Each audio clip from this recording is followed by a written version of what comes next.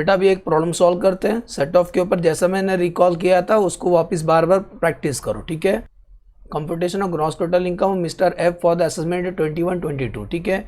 Income from house property, मतलब ये तो आंसर प्लस में है, ठीक है। Income from business before providing depreciation, मतलब डेप्रीशिएशन का जो है डिडक्शन है वो नहीं लिया है तो ले लेंगे, लेकिन ये इनकम है। Short term capital gain on sale of unlisted shares, gain हुआ है, मतलब ये भी आंसर प्लस में है। Long term capital loss on sale of property brought forward from the assessment year, ठीक है। इसको डिसाइड करना है किससे सेट ऑफ कर सकते हैं क्या। इनकम फ्रॉम टी बिजनेस, अगर टी बिजनेस होगा तो याद करो इसमें जो बिजनेस इनकम होगा कितना परसेंट होगा, इसके अंदर 40% होगा, तो बाकी तो एग्रीकल्चर इनकम है तो 40% ही केवल टैक्सेबल होगा। Dividend from Indian company carrying in agriculture operation कितना है, 80,000। डिविडेंड फ्रॉम इंडियन कंपनी हमेशा टैक्सेबल होता है, फुल्ली टैक्सेबल, याद रहेगा।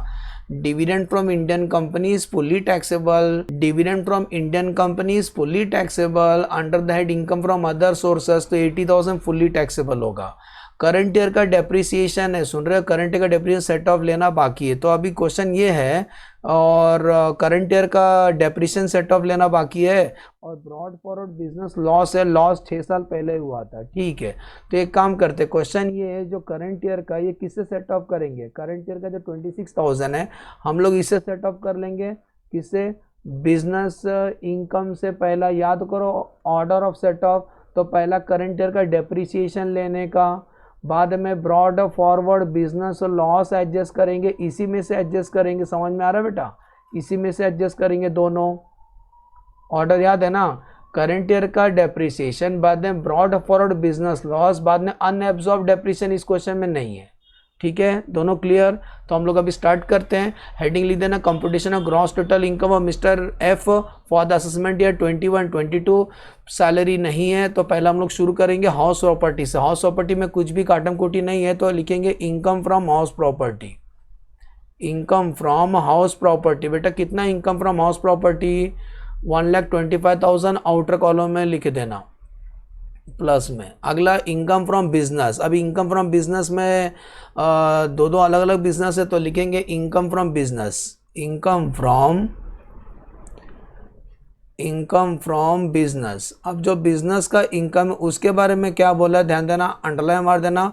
सबसे पहला पॉजिटिव वाला लिखने का इनकम, बेटा income from business before provide depreciation दिखाई दे रहा है वही लिखेंगे, income from business profit before depreciation, क्या लिखेंगे, प्रॉफिट बिफोर डेप्रिसिएशन। डेप्रिसिएशन करने से पहले का प्रॉफिट कितना दिया था, 1,35,000 इनर कॉलम में। अब ये जो एरो बनाया ना वो लॉजिक समझ नहीं, एरो मतलब उससे एडजस्ट हो जाएंगे। तो पहला क्या लेस करेंगे, करंट ईयर का depreciation less current year depreciation, less current year depreciation हम एडजस्ट करेंगे। कितना एडजस्ट करेंगे, 26,000। उसके बाद क्या एडजस्ट करेंगे, उसके बाद brought forward business loss, brought forward business का loss, brought forward business loss कितना, 45,000।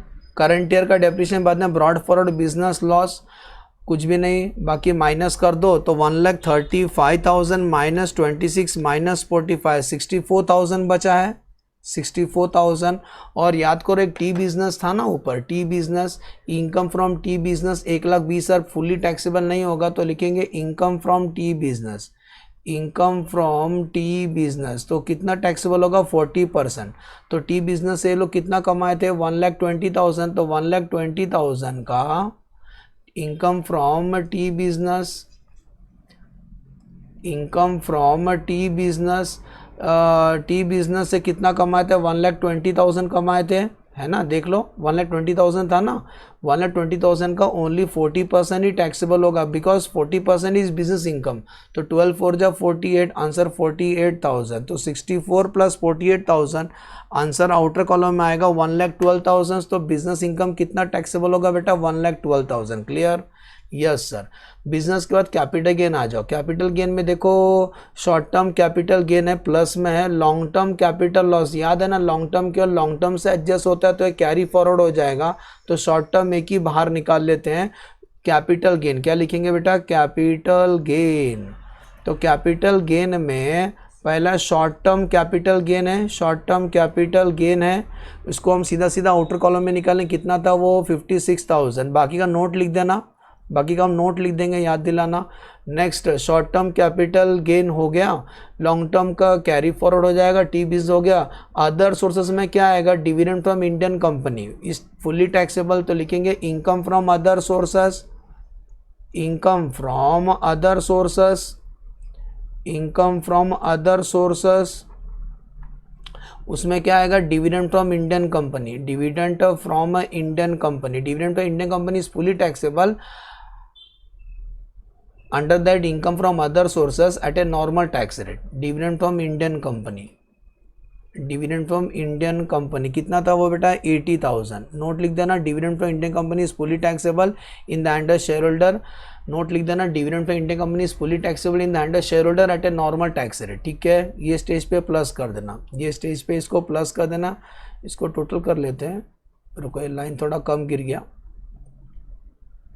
हमें जीटीआई तक निकालना है ना, ग्रॉस टोटल इनकम तक ही निकालना है, सुन रहे हैं, हमें केवल ग्रॉस टोटल इनकम तक ही निकालना है। तो ये स्टेज पे सबको प्लस कर लो, तो ये कितना था 1,25,000, 1,25,000 plus 1,25,000 plus 1,12,000 plus 56,000 plus 80,000, gross total income आता है 3,73,000। ग्रॉस टोटल हमारा आता है 3,73,000, इसको बोलेंगे gross total income, gross total income GTI। उसमें से डिडक्शन रहेगा तो वो सब लेस करना, फिलहाल कुछ भी नहीं है तो ignore it.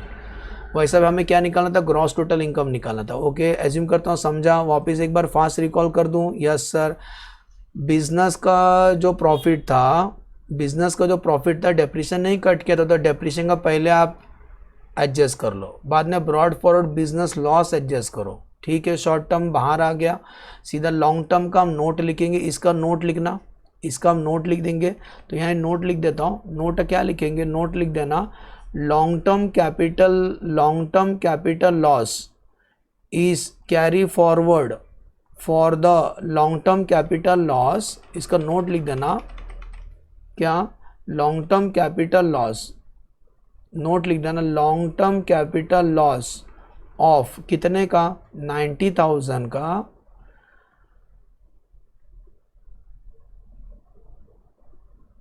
Is carry forward for the next assessment year, carry forward for the next assessment year. ठीक है, पहला नोट। सेकेंड, और कुछ नोट लिखना है। टी का हो गया था, dividend from Indian company fully taxable होता है, करंट ईयर डेप्रिसिएशन हमने एडजस्ट कर दिया, broad forward business loss adjust हो गया। ठीक है, एज्यूम करता हूँ बेटा समझ में, लेकिन नोट याद से लिख देना कि लॉन्ग टर्म कैपिटल लॉस जो पिछला साल का था वो वापस कैरी फॉरवर्ड होगा। ठीक है, चलो bye bye, thanks for watching the video बेटा।